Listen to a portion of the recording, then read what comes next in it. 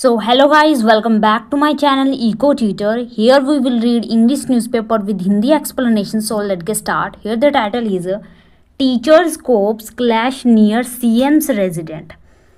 Teachers और cops means police के बीच क्या हुआ? क्लैश हुआ. क्लैश मीन्स फाइट, झड़प, झगड़ा. कहाँ पर हुआ? नियर सीएम का जो आवास स्थान है उसके पास. इसके बारे में न्यूज़ है गाइस. चलो इसे अच्छे से रीड करते हैं और जो भी इसमें डिफ़िकल्ट वर्ड आएंगे उसको देखेंगे, उसका ही मीनिंग और उसका सिनोनियम, और लास्ट में जो हम एक्स्ट्रा वर्ड करते हैं उसको भी करेंगे. अगर आप यहाँ पे अपनी रीडिंग स्किल को इम्प्रूव करने के लिए आए हैं या फिर कुछ नए वर्ड सीखने के लिए आए हैं तो ये वीडियो आपके लिए बहुत ज़्यादा हेल्पफुल होने वाली है. और इसके लिए आप ये करना कि आप इस वीडियो को जितना ज़्यादा हो सके अपने दोस्त के साथ शेयर कर देना, लाइक कर लेना, सब्सक्राइब कर लेना. तो चलो अब इसे स्टार्ट करते हैं. सॉरी गाइज, आई नो इसका जो प्रिंट है, वर्ड्स जो हैं आपको शायद डिफ़िकल्ट होते होंगे पहचानने में, क्योंकि इसका प्रिंट जो है ज़्यादा क्लियर नहीं है, थोड़ा जो है धुंधला सा है. लेकिन मैं कोशिश करूँगी इसको क्लियर बोलने की, जिसकी वजह से आपको ये अच्छे से समझ लग जाए कि क्या वर्ड लिखा है. ठीक है, लेकिन आप इसको थोड़ा एचडी कर लेना जिसकी वजह से आपको ये ज़्यादा विजिबल हो अच्छे से.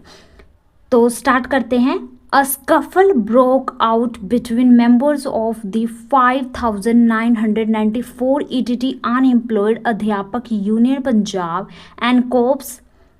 तो यहाँ तक समझते हैं. स्कफल, स्कफल क्या होता है? स्कफल का मतलब होता है हाथापाई, लड़ाई. किसी ने हो जाएंगे टसल, TUSSLE, टसल.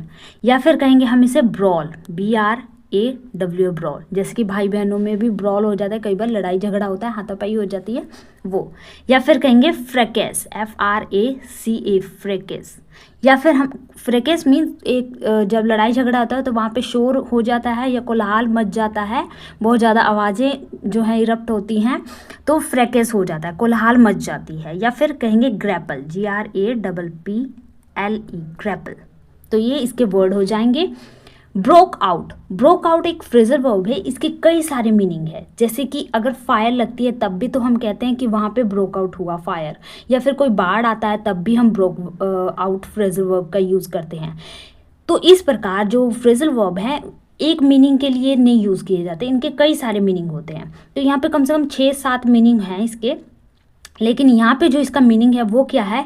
यहाँ पे इसका मीनिंग है सडनली इरप्ट होना या फिर शुरू होना, स्टार्ट होना. अगर कोई कहीं पे कोई विपता या फिर कोई डिज़ास्टर उत्पन्न होता है तब भी वो ब्रोक आउट होता है. तो एक स्कफल, एक टसल, ब्रॉल, फ्रैकेस या ग्रैपल जो है सडनली स्टार्ट हुआ बिटवीन किसके बीच? तो यहाँ पे 2 पर्सन या 2 पार्टी की बात की जा रही है, 2 मेंबर्स की बात की जा रही है, तब हमने यहाँ पे बिटवीन यूज़ किया. नहीं तो हम यहाँ पे अगर जो ज़्यादा 2 लोगों से ज़्यादा अगर 3-4 होते तो हम यहाँ पे अमंग यूज़ करते. मेंबर्स कौन कौन से हैं? एक तो 5,994 ETT अनएम्प्लॉयड अध्यापक यूनियन पंजाब, पंजाब के जो अनएम्प्लॉयड अध्यापक यूनियन हैं उनके बीच, एंड कॉप्स और जो पुलिस हैं उनके बीच ये टसल हुआ. As they try to head towards the residence of chief minister Bhagwant Mann on the Sangrur Patiala main road today. क्योंकि वो ट्राई कर रहे थे जाने की चीफ मिनिस्टर भगवंत मान का जो आवास स्थान है जो संगरूर पटियाला के मेन रोड पर स्थित है उसकी तरफ जाने की वो कोशिश कर रहे थे, और पुलिस ने उनको रोकने की कोशिश की जिसकी वजह से उन दोनों मेंबर्स के बीच में हाथापाई हो गई. नेक्स्ट चलते हैं. Next is the protesters were raising slogans in support of their demand for the issuance of the appointment letters to the remaining 3,300 ETT teachers. Protesters कौन होते हैं? जो प्रोटेस्ट करते हैं, आंदोलन करते हैं या किसी चीज़ का विरोध करते हैं. उन्होंने स्लोगन्स यानी नारे जो हैं वो रेज किए, लगाए. किसके समर्थन के लिए? क्योंकि उनका इन सपोर्ट, किसका वो सपोर्ट कर रहे थे? उनका जो डिमांड था वो ये था कि उनको इशू किया जाए, इशू मीन्स उनको दिया जाए appointment letters to the remaining, जो बच गए ETT टीचर हैं 3300 उनको अपॉइंटमेंट लेटर दिया जाए. इसके लिए वो अपने नारे जो हैं उसके लिए वो प्रोटेस्ट कर रहे थे. The protesters were led by the state president of the union Surendra Pal Gurdaspur. तो ये जो प्रोटेस्टर्स हैं ये लेड बाय मीन इनका हेड कौन था, state president of union Surendra Pal Gurdaspur. इनके छत्र छाया में या इनकी देख रेख में जो ये प्रोटेस्टर ने उन्होंने अपना प्रोटेस्ट किया। Who said that out of the 5,994 post of ETT, तो उन्होंने बताया कि 5,994 पोस्ट जो ETT हैं उनमें से the government had issued a list of 2,670 ETT अध्यापक so far for appointment। तो अभी तक सो फार मीन्स अभी तक 5,000 जो पोस्टें थी उनमें से, मतलब अबाउट मैं बोल रही हूँ, अबाउट 5,000 पोस्टों में से उन्होंने 2,000 जो टीचर्स हैं उन्हीं को ही उन्होंने एम्प्लॉयमेंट दी है या फिर उनको ही जो है अपॉइंटमेंट लेटर है उनको इशू किया है। While the remaining had been waiting for the issuance of their appointment letters, जबकि वाइल मीन जबकि जो बाकी बच गए हैं वेट कर रहे हैं कि उनको इशू किया जाएगा appointment letters. He also said that recruitment process of all 5,994 ETT teachers should be completed immediately। और उन्होंने कहा कि जो रिक्रूटमेंट है, रिक्रूटमेंट प्रोसेस है, रिक्रूटमेंट का मतलब होता है जहाँ पे टीचर की ज़रूरत होती है या जहाँ पे रिक्वायरमेंट है उनकी। तो जो 5,994 ETT टीचर हैं उनको मतलब इन सभी को जो है रिक्रूटमेंट के तहत इनको अपॉइंटमेंट लेटर दिया जाएगा जल्द ही, इमीडिएटली। अर्लियर मीन्स पहले।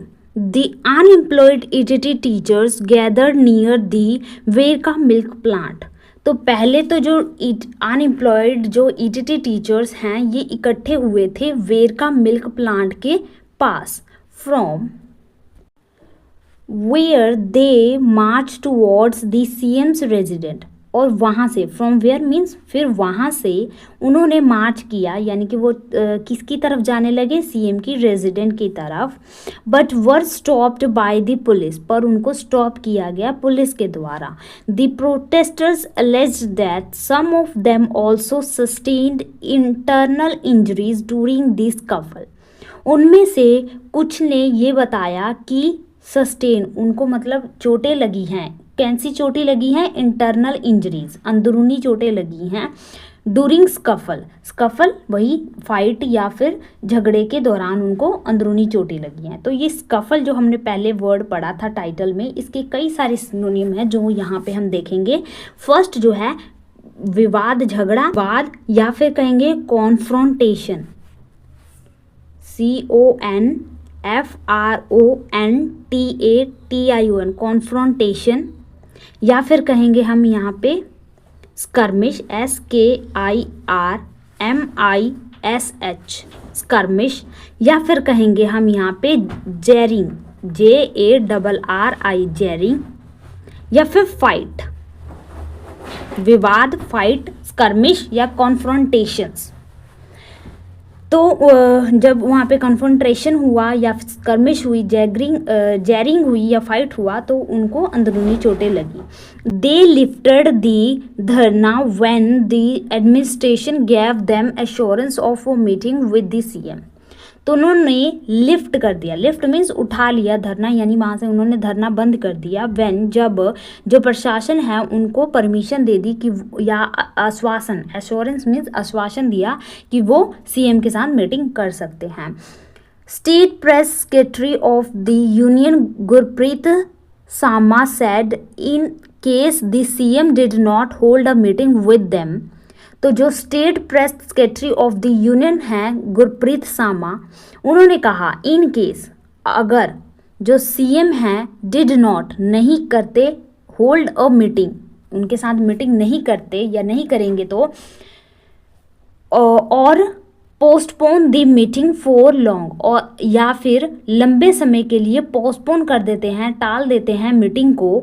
दे would intensify their agitation, agitation means जो उनका आंदोलन है, विवाद जो है उसको इंटेंसिफाई करेंगे। इंटेंसिफाई का यहाँ पे कई सारे सिनोनिम हो जाएंगे, देखेंगे इसके वर्ड हो जाएंगे इंटेंसिफाई के एस्केलेट, यानी कि उसको एस्केलेट करना, जैसे कि गाड़ियों में होता है ना एस्केलेटर, जिससे स्पीड वगैरह बढ़ती है, तो एस्केलेटर से याद रख लेना एस्केलेट।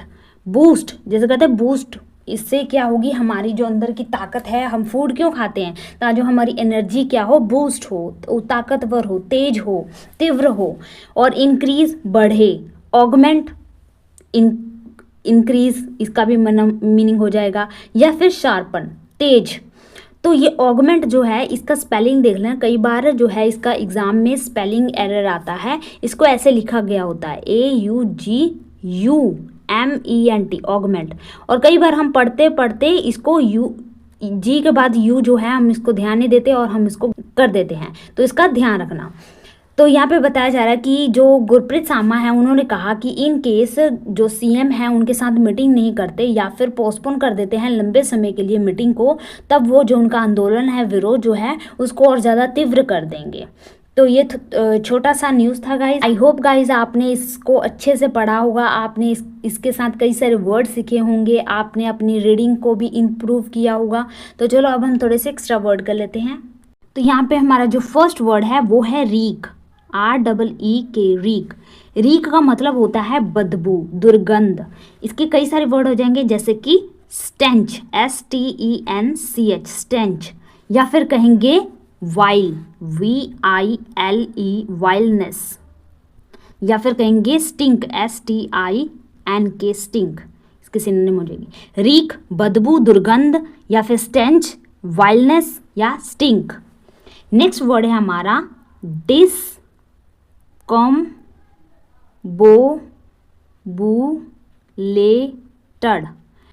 डिस्कॉम्बोबुलेटेड का मतलब होता है भ्रमित करना।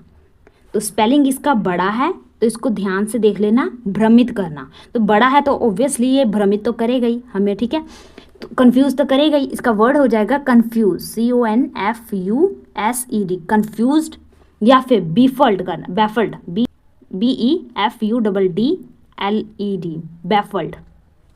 या फिर हमें क्या कर रहा है, ये फ्लमॉक्स्ड कर रहा है, FLUMM, फ्लमॉक्स्ड।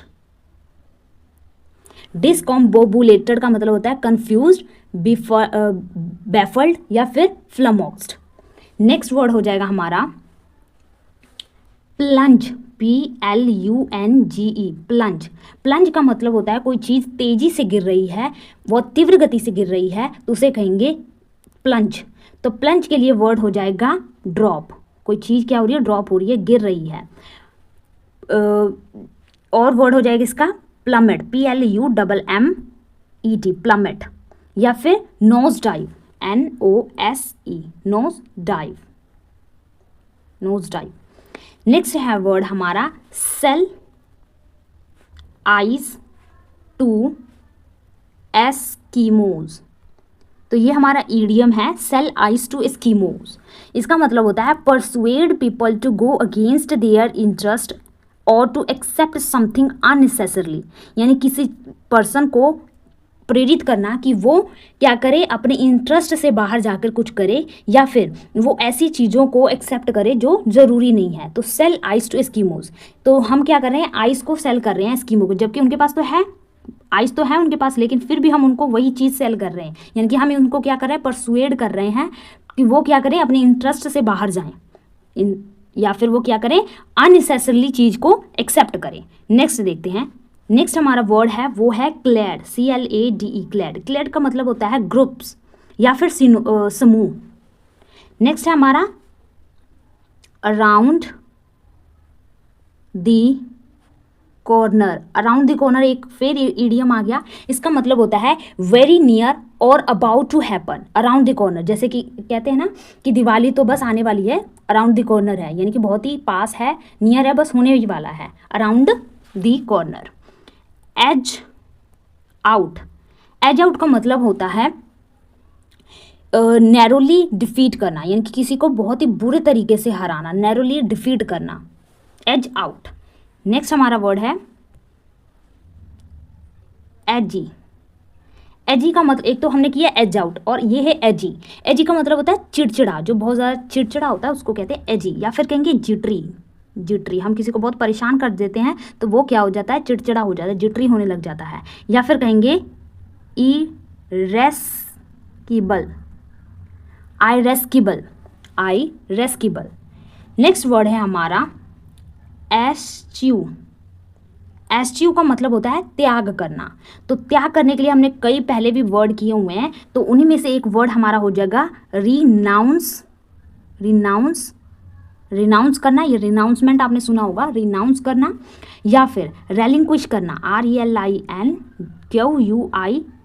रेलिंक्विश करना। या फिर एबनीगेट, एबनीगेट, आपने उसको कह दिया अब नहीं, तुम अब क्या कि चलो भाई घूम कर आते हैं, लेकिन आपने उसको क्या कर दिया, मना कर दिया, आपने उसका त्याग कर दिया, छोड़ दिया उस चीज़ को। कि जैसे मान लो कि आपका दोस्त आया, उसने कहा कि चलो भाई ये खा कर आते हैं, तो आपने कहा कि अब नहीं, गेट पर ही उसको कह दिया कि अब नहीं, अब नहीं ये खाऊंगा मैं। या फिर रेलिंक्विश, आप उसको त्याग कर रहे हैं, छोड़ रहे हैं, अबंडन कर रहे हैं। या फिर रिनाउंस कर रहे हैं, आप उसको अनाउंस कर करके कह रहे हैं कि नहीं नहीं मैं ये नहीं करूँगा, मैं इसका त्याग कर रहा हूँ। ठीक है गाइस, तो ये थोड़े से वर्ड जो हमने अलग से किए, आई होप आपको ये वर्ड अच्छे लगे होंगे। तो गाइस मिलते हैं नेक्स्ट वीडियो में। Thank you for watching.